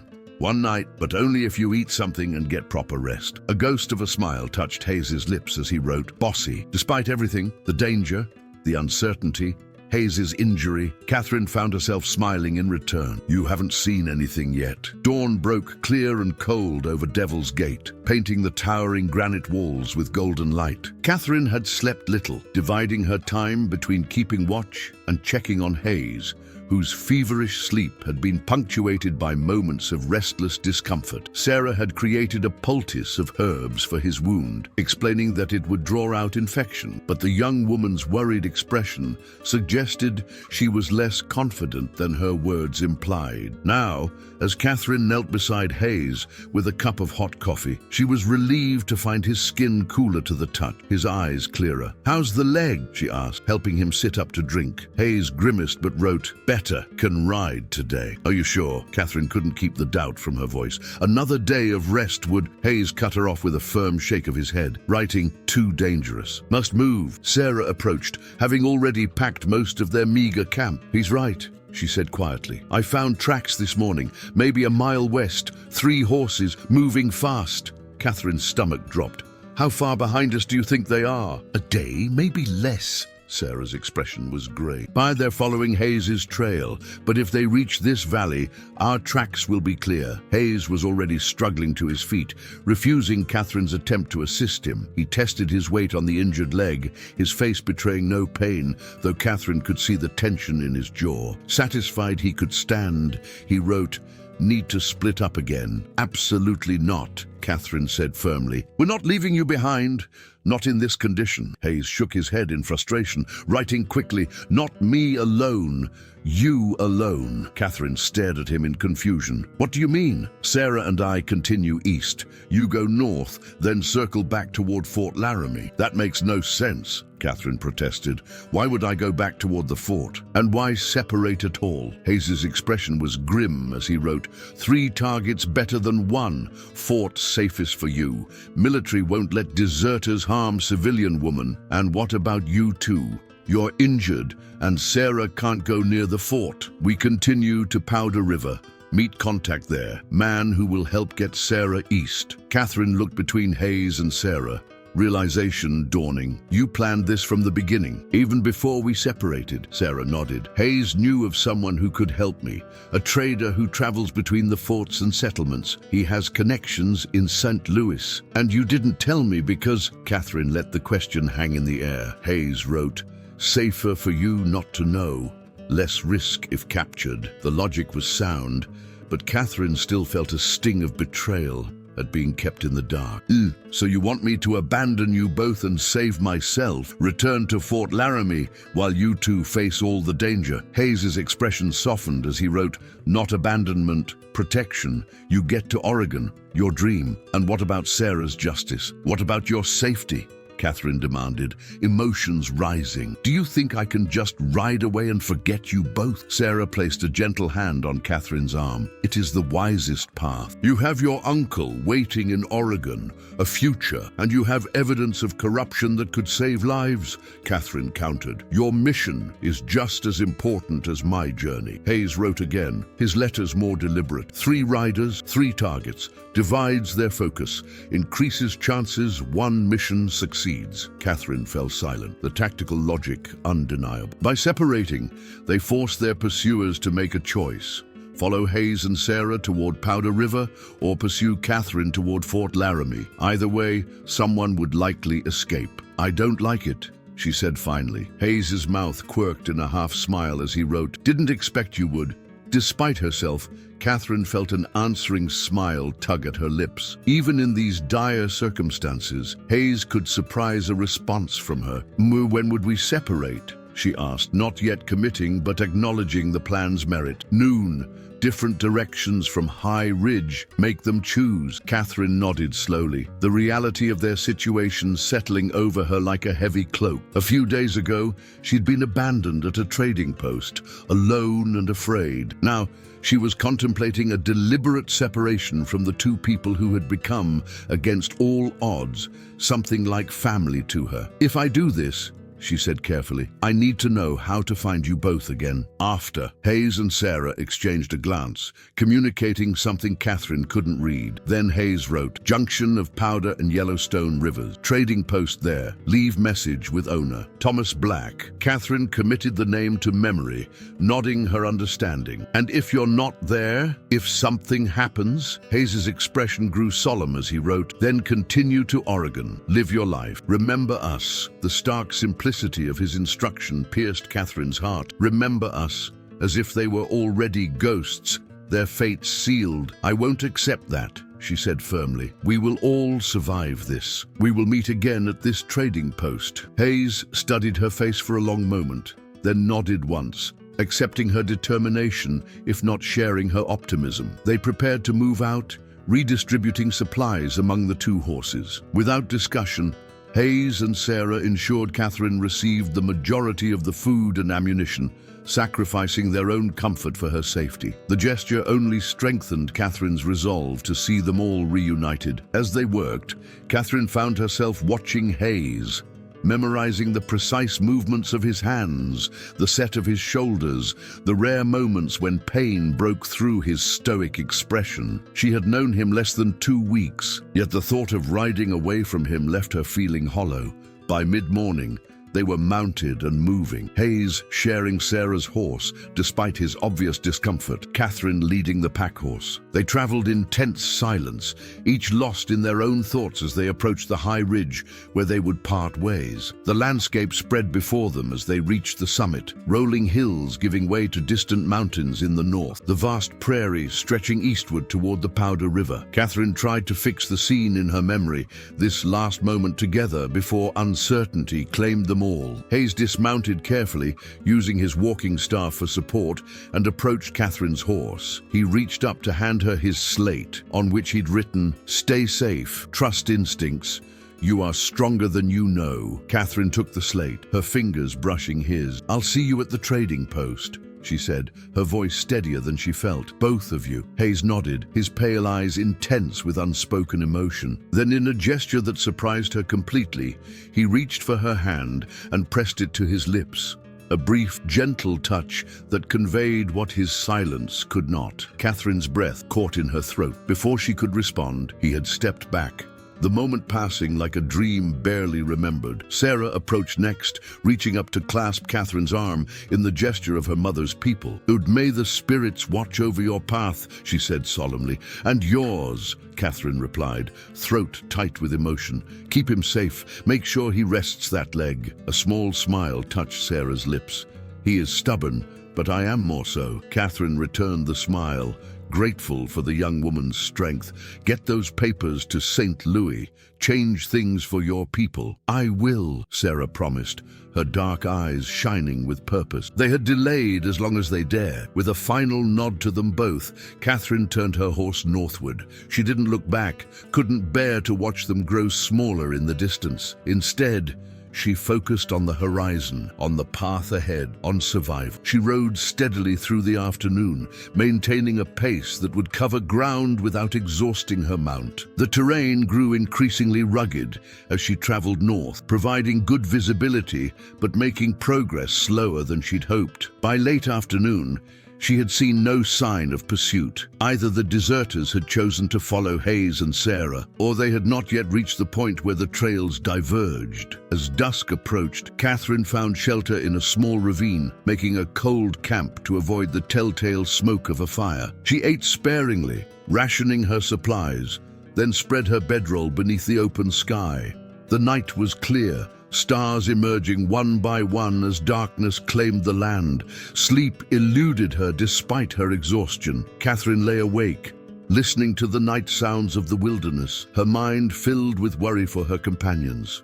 Had Hayes's wound worsened? Were they traveling through the darkness as she was, or had they found shelter? Had the deserters chosen their trail to follow? And beneath these immediate concerns lay deeper questions. What would happen if they all survived this ordeal? Would Hayes continue his solitary life as a trapper? Would Sarah find justice for her mother's people? And what of her own journey to Oregon? Did that path still call to her as it once had? Katherine had no answers, only the vastness of the night sky above, and the knowledge that somewhere to the east, two people she had come to care for deeply were facing the same darkness, the same dangers. Keep them safe, she whispered to the stars, a prayer to whatever force might be listening in this wild land. Let us meet again. Morning brought heavy clouds and the threat of rain. Katherine broke camp quickly, eager to put more distance between herself and any potential pursuit. The fort was still several days' ride to the southeast, but she had no intention of actually reaching it. Hayes's plan had been sound in theory, send her towards safety while he and Sarah continued their more dangerous journey, but Katherine had formed a plan of her own. She would circle wide to the north, then curve back eastward, paralleling Hayes and Sarah's route, but staying far enough away to avoid creating a single trail for the deserters to follow. With luck, she could reach the Powder River ahead of them, perhaps even arrange help at the trading post Hayes had mentioned. It was risky, requiring her to navigate unfamiliar territory alone, but the alternative, abandoning them to their fate, was unthinkable. As Katherine rode through the strengthening wind, adjusting her course by landmarks and the occasional glimpse of the sun through breaks in the clouds, she reflected on how much had changed since she'd sat huddled against the wall of Bridges' trading post. Alone and desperate, she was still alone, still in danger, but something fundamental had shifted within her. She was no longer just surviving. She was choosing her path, making decisions based not on fear, but on loyalty and purpose. Whatever lay ahead, Katherine Bennett would face it on her own terms. The storm broke in earnest as Katherine made her way through a narrow pass between two steep ridges. Rain fell in sheets, turning the ground treacherous and limiting visibility to mere yards. She pulled her coat tighter, grateful for Hayes's foresight in providing her with proper clothing for the journey. The wool, though sodden, still retained some warmth, and the wide-brimmed hat kept the worst of the rain from her face. She had been traveling for 2 days since their separation, making slower progress than hoped due to the difficult terrain and worsening weather. The mountains to her west had disappeared behind a wall of grey, and the landmarks she'd been using to navigate were increasingly obscured. Katherine fought against rising anxiety, knowing that becoming lost in this wilderness could be fatal. By mid-afternoon, the rain had penetrated everything, her clothing, her supplies, even her determination. The horse struggled on the slippery ground, its head lowered against the downpour. Katherine knew they needed shelter, somewhere to wait out the worst of the storm. As if in answer to her unspoken need, the landscape opened into a small valley, and through the curtain of rain, she spotted a dark shape against the hillside, a crude cabin, partially collapsed but still offering some semblance of protection. Katherine approached cautiously, aware that abandoned structures might harbor wildlife seeking the same shelter she was. The cabin was old, its logs weathered gray, the roof partially caved in on one side, but a portion remained intact enough to provide refuge from the relentless rain. After securing her horse in what remained of a lean-to beside the cabin, Katherine investigated the interior. The place had been abandoned for years, judging by the thick layer of dust and debris. A rusted stove sat in one corner, its pipe long since fallen. A crude table and single chair remained, along with a rope-strung cot frame, though the bedding had rotted away to scraps. It wasn't much, but it was shelter. Katherine cleared the worst of the debris, then brought in her bedroll and supplies. The roof leaked in several places, but she found a relatively dry corner to establish her temporary camp. With methodical care, she hung her wet coat to dry, spread her damp blankets where they might catch what little warmth remained in the air, and took stock of her provisions. The food would last another 3 days if she was careful. The ammunition was dry, protected in an oilskin pouch. The map Hayes had sketched for her was soggy but still legible. According to his markings, she was somewhere north of the Powder River, perhaps a day's ride from the trading post if she could maintain a steady pace. As darkness fell outside, the storm showed no signs of abating. Wind howled through the gaps in the walls, and rain pounded the remaining roof with relentless fury. Katherine prepared a cold meal, unwilling to risk a fire in the dilapidated structure, then wrapped herself in her damp blankets, trying to find what rest she could. Sleep came in fitful bursts, interrupted by the storm's violence and her own troubled thoughts. She dreamed of Hayes, his face drawn with pain as he rode away with Sarah. She dreamed of the deserters, faceless men pursuing her through an endless forest. And she dreamed of the trading post, arriving to find it abandoned, no sign of her companions, only empty buildings and unanswered questions. Katherine woke before dawn, stiff and chilled, but determined to continue her journey. The storm had finally passed, leaving behind a landscape washed clean, the eastern sky lightening with the promise of a clear day. She packed quickly, eager to make up for lost time. As she led her horse from the lean-to, Katherine paused, some instinct making her scan the surrounding area more carefully. There, beside a cluster of rocks to the north, was a thin wisp of smoke, barely visible against the lightening sky. Someone had made camp within sight of her shelter, yet far enough away to suggest they didn't want to be noticed, friend or foe. Katherine had no way of knowing, but caution dictated she assumed the latter. Quietly, she mounted and headed south, keeping to the tree line where possible, constantly checking behind for signs of pursuit. By mid-morning, she had seen no further evidence of other travelers, but the sense of unease remained. Katherine pushed her horse harder than she would have preferred, stopping only briefly to rest the animal and consult her map. According to Hayes's markings, she needed to ford the river at a specific point where the water ran shallow over a gravel bed. From there, it was a half-day's ride to the trading post. If all had gone according to plan, Hayes and Sarah might already be there, waiting for her. Katherine reached the river by early afternoon, relieved to find it swollen but not impassable after the recent rain. She crossed carefully, the water reaching her horse's belly at its deepest point. On the far bank, she paused to get her bearings. The trading post should be downriver to the east, perhaps 10 miles according to Hayes's map. As she prepared to continue, a flash of movement on the opposite bank caught her attention. Katherine froze, scanning the tree line. Nothing moved for several long moments,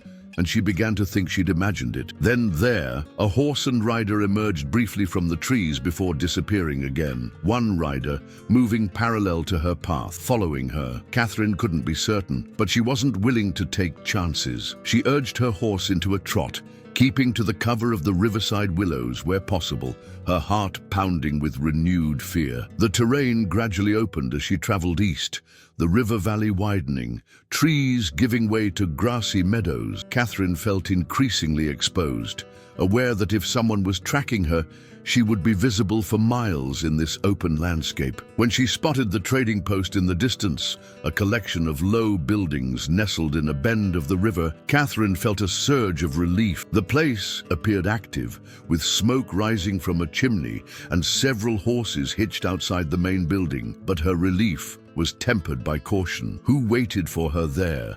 Hayes and Sarah, or the deserters who had been hunting them? Katherine reined in her horse, studying the scene from a distance. She could see figures moving around the buildings, but they were too far away to identify. After a moment's deliberation, she turned her horse toward a small copse of trees, about a quarter-mile from the post. She would wait until dusk, then approach more cautiously. As the afternoon waned, Katherine kept watch on the trading post from her concealed position. Several men came and went, loading supplies onto pack horses. None appeared to be Hayes, though at this distance, it was difficult to be certain. She saw no sign of soldiers or anyone matching the description of the deserters. Just as she had decided to risk approaching, movement to her left caught her attention. Katherine turned, heart leaping to her throat, hand moving instinctively to the knife at her belt. A figure stood at the edge of the trees, a young woman in a buckskin dress, her dark hair in braids, a finger pressed to her lips in a gesture for silence. "Sarah," Katherine whispered, scarcely believing her eyes. The young woman nodded, motioning for Katherine to follow her deeper into the trees. Katherine dismounted quickly, leading her horse as she trailed Sarah through the small wood to a clearing where another familiar figure waited. Hayes sat on a fallen log, his injured leg stretched before him, a rifle across his lap. His face, still drawn with pain and exhaustion, broke into a rare smile at the sight of her. "You're here," Katherine breathed, relief washing through her in a dizzying wave. "You're both safe." Hayes nodded, reaching for the slate that hung from a cord around his neck. He wrote quickly, "Arrived yesterday, saw you approach, waited to be sure you weren't followed. There was someone behind me at the river," Katherine confirmed. "He only caught a glimpse." Sarah's expression tightened. "One of the deserters, Jenkins. We saw him too, watching the trading post." "Just one?" Katherine asked, settling beside Hayes on the log. "Where are the others?" Hayes wrote, "Don't know. Split up maybe." "Is it safe at the trading post?" Katherine glanced toward the distant buildings. Sarah shook her head. "The owner, Thomas Black, is a friend to Hayes, but there are others there, trappers, traders. We can't know who to trust." Hayes wrote, "Black says Army patrol coming tomorrow, taking deserter problems seriously now." "That's good news, isn't it?" Katherine looked between them, noting their still guarded expressions. "Good for you." Hayes wrote, "Safe passage to Oregon with Army escort." Understanding dawned, but not for Sarah. She still can't risk being found. Sarah nodded. "If I'm recognized, my father's influence could still be enough to have me detained, the papers taken." "So, what's the plan?" Katherine asked, though she already suspected the answer. Hayes and Sarah exchanged a glance before he wrote, "You continue with Army patrol. Sarah and I leave tonight. Different route." The words, though expected, still struck Katherine like a physical blow. After everything they had been through, after the risks she had taken to reunite with them, they would separate again, perhaps permanently this time. "There has to be another way," she protested. "We can all travel together, away from the Army patrols and the deserters." Hayes shook his head gently, writing, "Too dangerous. Sarah needs to reach St. Louis. You need safe passage to Oregon." "And what about you?" Katherine asked, unable to keep the emotion from her voice. "What do you need?" Hayes. He looked at her for a long moment, something unreadable in his eyes. Then he wrote, simply, "For you both to be safe." Katherine fell silent, recognizing the futility of argument. Hayes had been making these kinds of calculations from the beginning, weighing risks, ensuring the safety of those in his care, sacrificing his own comfort and security without hesitation. Sarah spoke quietly, breaking the tense silence. "Black says a steamboat is coming upriver next week, stops at Fort Union. From there, I can find passage to St. Louis. I'll take her to Fort Union." Hayes wrote, "Then north to trapping grounds for winter." The finality of his words struck Katherine deeply. He had already mapped out his future, one that led away from her, back to the solitary existence he had known before their paths crossed. "When do you leave?" she asked, fighting to keep her voice steady. "Midnight." Hayes wrote, "Less chance of being seen." Katherine nodded, accepting the inevitability of their parting. "And then we have a few hours at least." They made a small, sheltered camp in the clearing, sharing the food Hayes and Sarah had obtained from the trading post. As they ate, Hayes wrote out detailed instructions for Katherine's journey with the Army patrol, the route they would likely take, the landmarks to watch for, the estimated time to reach Oregon territory. "You've thought of everything," Katherine said, studying the careful directions. As always, Hayes gave a small, self-deprecating shrug, but his eyes held a warmth that belied the casual gesture. As dusk settled over the clearing, Sarah tactfully announced she was going to check the perimeter, giving Hayes and Katherine a moment of privacy. They sat side by side on the log, the space between them charged with unspoken emotions. "I never thanked you properly," Katherine said finally, breaking the silence. "And for stopping at the trading post that day, for offering me passage when you could have simply ridden on." Hayes shook his head dismissively, but Katherine placed her hand on his arm, halting his deflection. "No, I need to say this. You saved my life, Hayes. Not just from the elements or starvation, but from despair. You showed me kindness when I had none, strength when I faltered, and courage when I was afraid." Hayes watched her face intently as she spoke, his own expression softening with each word. When she finished, he wrote slowly, deliberately, "You saved me too." "How?" Katherine asked, genuinely puzzled. He considered for a long moment before writing, 10 years alone, no purpose but survival. You gave me something to protect, something to care for." The simple honesty of his words brought tears to Katherine's eyes. "I wish," she began, then faltered, unsure how to express the complex emotions swirling within her. Hayes nodded, understanding without needing the words completed. He wrote, "Another life, another time." "Yes," Katherine whispered, "exactly that." The hours before midnight passed too quickly. Katherine helped Hayes check and repack their supplies, ensuring Sarah had everything she would need for the journey to Fort Union. They worked in comfortable silence, the rhythm of their movements speaking of a partnership forged through shared hardship and mutual respect. Sarah returned from her watch with news that all remained quiet around the trading post. "No sign of Jenkins," she reported. He may have gone to alert the others." Hayes nodded grimly, writing, "More reason to leave tonight. Katherine to trading post at dawn." Their plan was simple but sound. Hayes and Sarah would depart at midnight, traveling north along the river before cutting east toward Fort Union. Katherine would wait until first light, then approach the trading post openly, presenting herself as a lone traveler, seeking the protection of the expected army patrol. If all went well, their paths would diverge cleanly, with the deserters following either Hayes and Sarah or the army patrol, but not both. As midnight approached, the reality of their imminent separation settled over the small camp like a physical weight. Katherine watched Hayes struggle to his feet, testing his injured leg, which still clearly pained him despite his attempts to hide it. "Are you sure you can make this journey?" she asked, unable to keep the concern from her voice. Hayes gave her a reassuring nod, then wrote, "Done more with worse. We'll be fine." Sarah had already mounted, her slight figure straight and proud in the saddle. The young woman looked down at Katherine, her expression softening from its usual wariness. "Thank you," she said simply. "And for everything." Katherine reached up to clasp Sarah's hand briefly. "Be safe. Get those papers to St. Louis. Make your mother proud." Sarah nodded, her dark eyes bright with purpose. "I will, and perhaps someday, when all this is done, our paths will cross again." "I'd like that," Katherine said, meaning it deeply. Hayes approached, leading his horse with one hand, his slate in the other. He had written a final message. "If you reach Oregon before spring thaw, write to Thomas Black. He'll get word to me about your safe arrival." Katherine nodded, committing the instruction to memory. "And you, will you stay in your trapping grounds?" Hayes hesitated, then wrote, "For now, after, maybe change. Life is long." The simple statement held more hope than Katherine had expected, and she found herself smiling despite the ache in her heart. "Yes, it is." For a moment, they stood facing each other, the space between them filled with all that had been said and all that remained unspoken.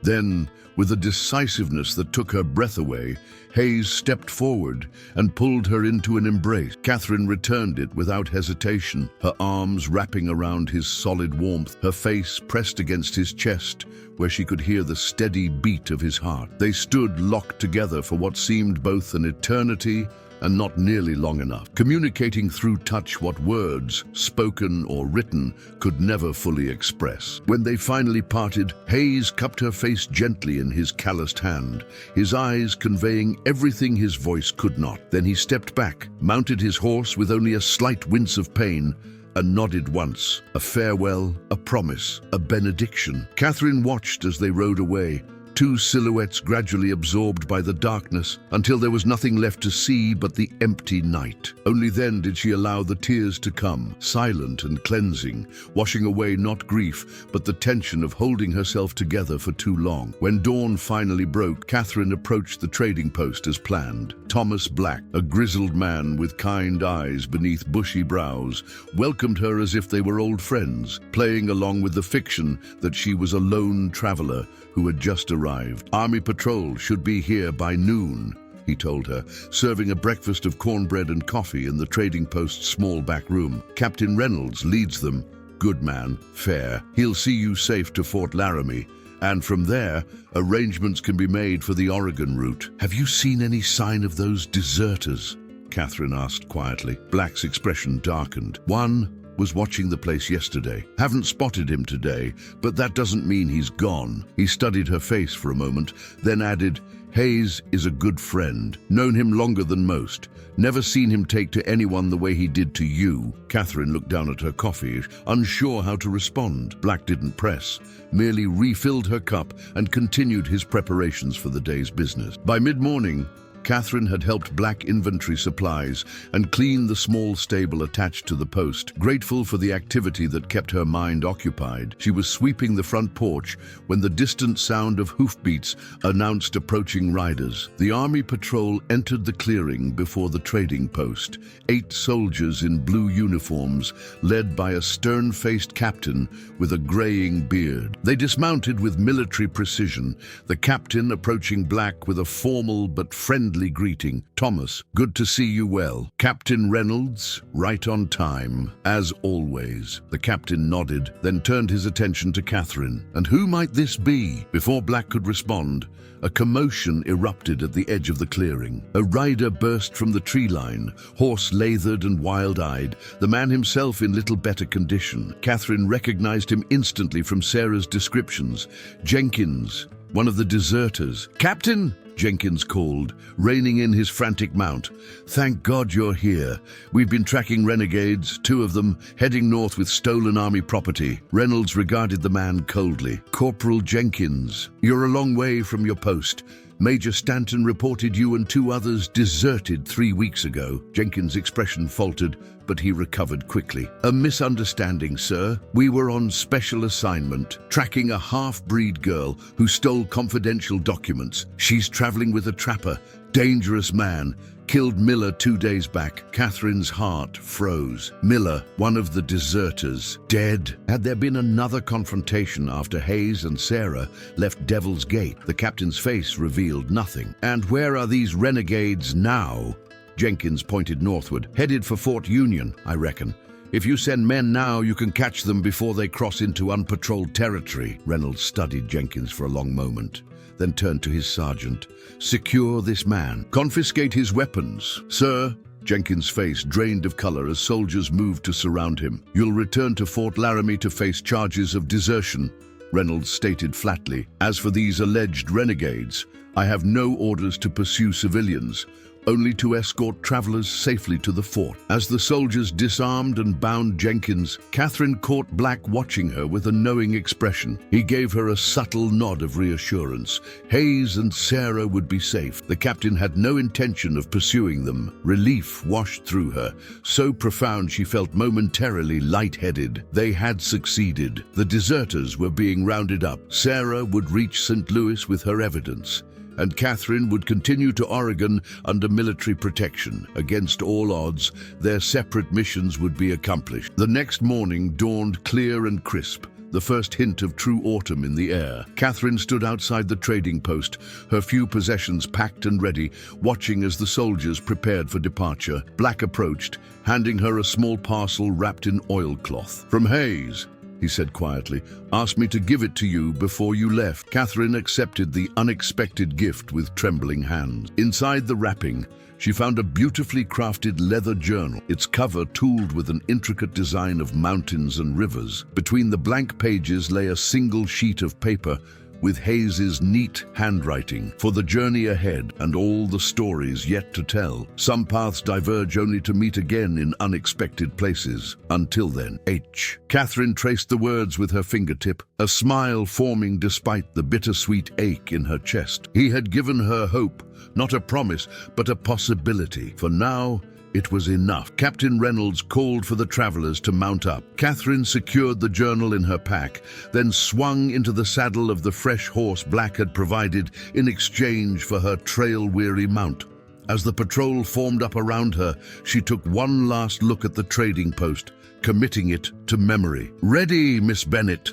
the captain asked. Katherine nodded, turning her gaze eastward toward Oregon and the future that awaited her there. "Yes, Captain, I'm ready." They rode out beneath the morning sun, following the winding course of the river. Katherine did not look back again, but she did allow herself one glance northward toward distant Fort Union, where Hayes and Sarah would soon arrive. She whispered a silent farewell, a blessing for their journey, and a hope for their eventual reunion. Then she straightened in the saddle and focused on the trail ahead. She had been abandoned once at a trading post, left to an uncertain fate. Now she rode forward of her own choice, carrying with her not just possessions and provisions, but something far more valuable: the knowledge of her own strength, the memory of Hayes's silent devotion, and the journal where she would write the continuing story of her life. Perhaps someday, those pages would include the tale of a reunion beneath western skies. Perhaps they would record the moment when a taciturn trapper with eloquent eyes found her again, when divergent paths finally converged. Until then, Katherine Bennett would make her way in the world, no longer lost, no longer afraid, but moving forward with purpose toward whatever adventures awaited beyond the horizon. Behind her, the river continued its eternal journey, just as she continued hers, changed by the obstacles encountered, shaped by the landscape traversed, but ultimately finding its way home,